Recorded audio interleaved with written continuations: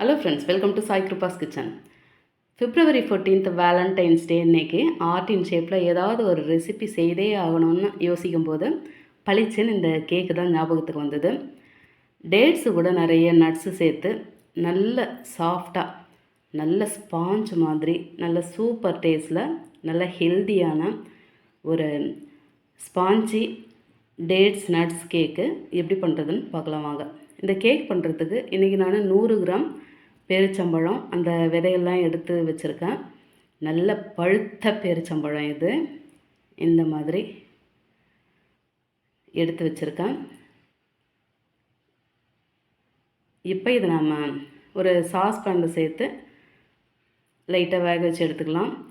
சாஸ்பேனில் சேர்த்தாச்சு. கூடவே 1 கிளாஸ் போல் தண்ணி சேர்த்து இதை ரொம்பலாம் கொதிக்க வைக்கக்கூடாது. தண்ணி சூடானா மட்டும் போதும். இப்போ அடுப்பில் வச்சு இந்த தண்ணி சூடாக மட்டும் நம்ம விட்டுடலாம். இப்போ தண்ணி லைட்டாக கொதிக்குது. இதுக்கப்புறம் இது நம்ம அடுப்பில் வைக்க வேண்டாம். இறக்கி ஆற வச்சுட்டு ஆறின பிறகு மிக்ஸி ஜாரில் அந்த தண்ணியோடு சேர்த்து நல்ல ஒரு ஃபைன் பேஸ்ட்டாக அரைச்சி எடுத்துக்கலாம். இதை பாருங்கள், நல்ல நைஸாக இருக்குது. நம்ம இந்த நார்மல் பேரிச்சம்பழம், அந்த நடுத்தரமாக இருக்க பேரிச்சம்பழம் அரைச்சி எடுத்தோம்னா இந்த மாதிரி நைஸாக வராது. நல்ல பழுத்த பேரிச்சம்பழம்னா மட்டும் இந்த தோல் எல்லாம் பாருங்கள் எந்த அளவுக்கு நல்லா பேஸ்ட் ஆகி வந்திருக்கு. நைஸாக இருக்கட்டும் இப்படியே தனியாக. இப்போ ஒரு மிக்சிங் பவுலில் 2 மீடியம் சைஸ் முட்டையை உடச்சி சேர்த்துக்கலாம். உங்களுக்கு முட்டை பிடிக்காதுனாக்கா 1/2 கப்பு தயிர் கூட சேர்த்து பீட் பண்ணி எடுத்துக்கலாம். முட்டை ரொம்பவும் பெருசாக வேண்டாம், ரொம்பவும் குட்டியாக வேண்டாம், மீடியம் சைஸில் இருந்தால் கரெக்டாக இருக்குது. இப்போ 2 முட்டை உடச்சி சேர்த்தாச்சு. இதை ஒரு எலக்ட்ரிக் பீட்டர் வச்சு நல்லா நுரைச்சி வர்ற அளவுக்கு மிக்ஸ் பண்ணி எடுத்துக்கலாம்.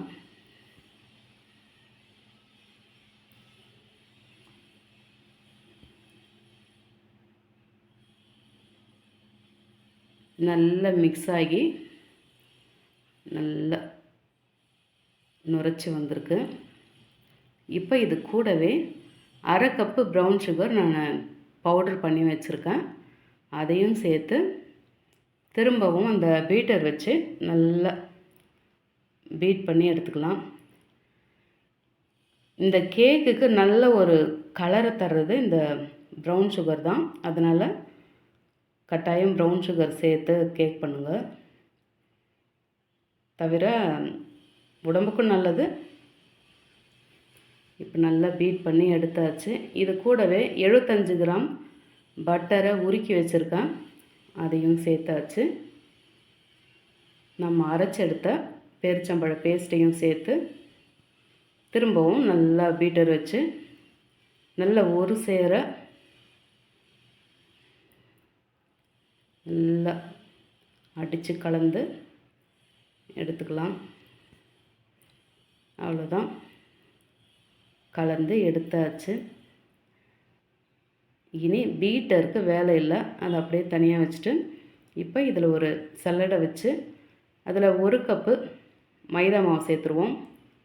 நீங்கள் மைதா மாவுக்கு பதிலாக கோதுமை மாவு சேர்க்குறனாலும் சேர்த்துக்கலாம்.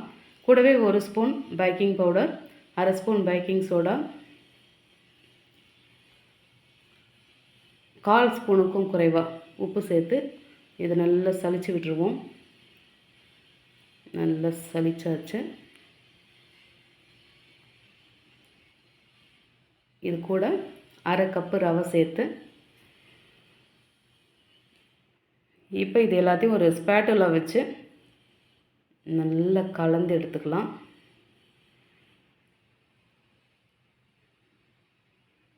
இப்போவே இந்த பேட்டர் பாருங்கள் நல்ல சாஃப்டாக நல்ல ஃப்ளஃபியாக வருது. இதில் நாம் ரவை சேர்த்துருக்கிறதால எங்கேயும் அதை கட்டிலாம் தட்டாது. அதனால் தைரியமாகவே மிக்ஸ் பண்ணி எடுத்துக்கலாம். கலர் இப்போவே பாருங்கள், இந்த நேச்சுரல் கலர் எவ்வளோ சூப்பராக இருக்குது. இன்னும் நல்லா வெந்து வரும்போது இன்னும் நல்லாவே கலர் கிடைக்குது. மிக்ஸ் பண்ணியாச்சு.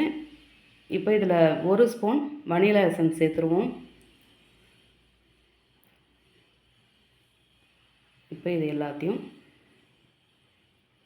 கலந்துட்டு இதில் கொஞ்சமாக பாதாம், கொஞ்சமாக பிஸ்தாவை நீல வாக்குலையோ இல்லாட்டி சின்ன சின்ன பீஸாவோ கட் பண்ணி சேர்த்து அதையும் நல்லா கலந்து விட்டு,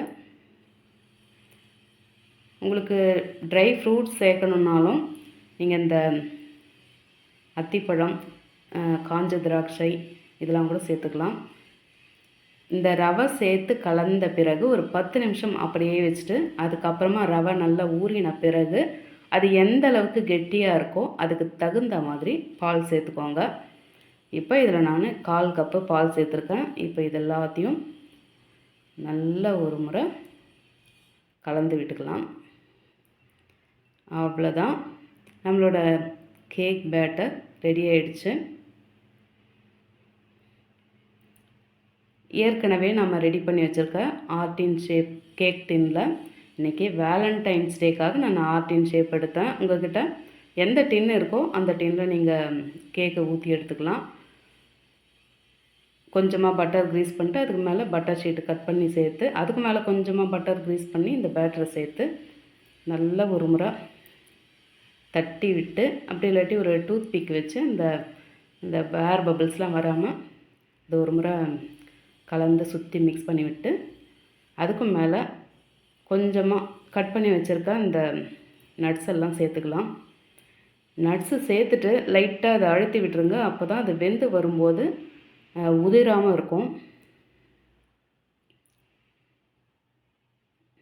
அவ்வளோதான், வழக்கம் போல் நம்மளோட பவர் சேவர் ஓவன் கடாயில் ஒரு வயர் ஸ்டாண்ட் வச்சு 10 நிமிஷம் ப்ரீ ஹீட் பண்ணிவிட்டு அதுக்கப்புறம் இந்த பேட்டர் டின்னை வச்சு அடுப்பை ஸ்லோவில் வச்சுட்டு இதை ஒரு 45 நிமிஷத்துக்கு வேக வச்சு எடுத்துக்கலாம். நடுவே செக் பண்ணிக்கோங்க, இன்னும் வேகலைன்னா இன்னும் ஒரு 5 நிமிஷம் போல் வச்சுக்கோங்க.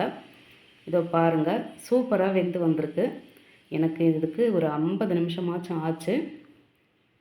கலரே பாருங்கள் எவ்வளோ நல்லா இருக்குது. இது ஆறின பிறகு இன்னும் டார்க் ஆகிடும். இப்போ வெந்திருக்கா இல்லையான்னு பார்க்கலாம். ஒரு கத்தியை வச்சு பார்த்தோம்னாக்கா இந்த மாதிரி ஒட்டாமல் வரணும். இப்போ கேக் ஆறின பிறகு இன்னொரு பிளேட்டுக்கு நாம் மாற்றிக்கலாம்.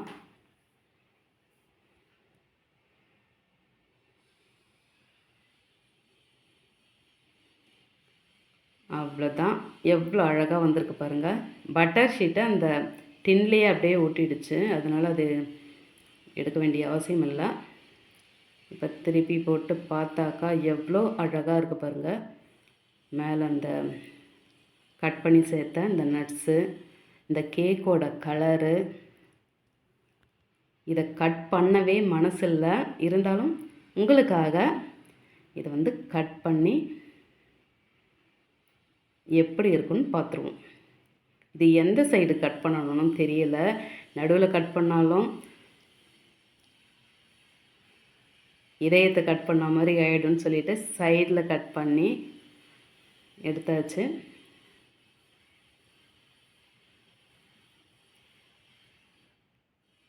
இதை பாருங்கள், கலர் எவ்வளோ அழகாக இருக்குது.